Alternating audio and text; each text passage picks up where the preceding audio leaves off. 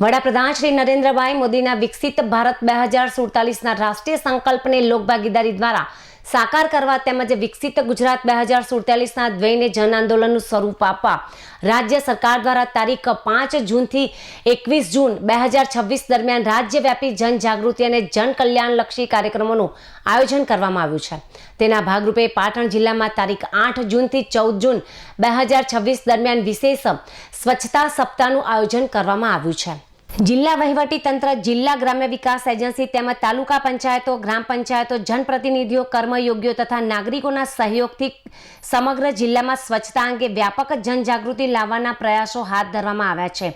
સ્વચ્છ ગામ થકી સ્વચ્છ જિલ્લા, સ્વચ્છ રાજ્ય અને સ્વચ્છ દેશના સંકલ્પને સાકાર કરવા માટે વિવિધ સ્વચ્છતા આધારિત પ્રવૃત્તિઓ યોજાશે। અભિયાનના પ્રથમ દિવસે ગામોગામ સાયકલ રેલી, બાઇક રેલી અને પદયાત્રા દ્વારા સ્વચ્છતાનો સંદેશ પહોંચાડવામાં આવશે।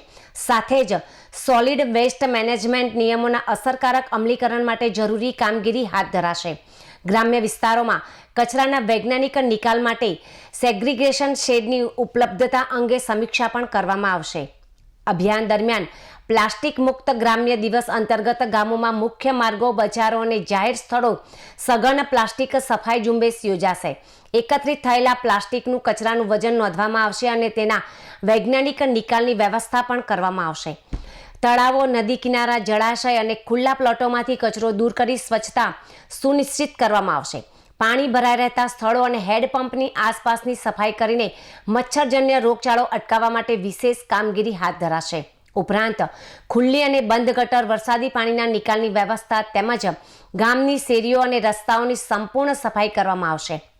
જિલ્લાભરના સરકારી કચેરીઓ તેમજ શાળાઓ, આંગણવાડી કેન્દ્રો, ધાર્મિક સ્થળો, હાટ બજારો અને અન્ય જાહેર સ્થળોએ વ્યાપક સ્વચ્છતા અભિયાન હાથ ધરાશે। અભિયાનના અંતિમ દિવસે નાગરિકોને સ્વચ્છતા શપથ લેવડાવવામાં પણ આવશે તેમજ SWM રૂલ્સ 2026 અંગે જાગૃતિ ફેલાવવામાં આવશે। ખાસ કરીને ઘરગથ્થુ કચરાને ભીનો, સૂકો, જોખમી અને સેનેટરી એમ 4 પ્રકારમાં અલગ કરવાની બાબતે પણ માર્ગદર્શન આપવામાં આવશે। જિલ્લા વહીવટી તંત્ર દ્વારા અભિયાનમાં માનનીય સંસદ સભ્યશ્રીઓ તેમજ ધારાસભ્યશ્રીઓ, સ્થાનિક સ્વરાજ્ય સંસ્થાઓના પ્રતિનિધિઓ તેમજ સામાજિક સંસ્થાઓ અને સામાન્ય નાગરિકોને સક્રિય સહભાગી બનવા અનુરોધ કરવામાં આવ્યો છે।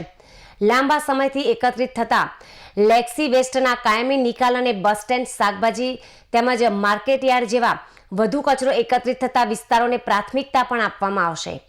પાટણ જિલ્લામાં હાથ ધરાયેલું આ વિશેષ સ્વચ્છતા અભિયાન માત્ર સફાઈ પૂરતું મર્યાદિત નહીં રહે, પરંતુ સ્વચ્છતા, પર્યાવરણ સંરક્ષણ, આરોગ્ય અને નાગરિક જવાબદારી અંગેની જાગૃતિનું શક્તિશાળી જન આંદોલન બની વિકસિત પાટણના નિર્માણમાં મહત્વપૂર્ણ ભૂમિકા ભજવશે। સ્વચ્છ તેમજ સ્વસ્થ, સુનિશ્ચિત અને પ્રગતિશીલ પાટણના નિર્માણ દ્વારા વિકસિત ગુજરાત 2047 અને વિકસિત ભારત 2047ના સ્વપ્નને સાકાર કરવાની દિશામાં જિલ્લો વધુ એક મજબૂત પગલું ભરી રહ્યો છે।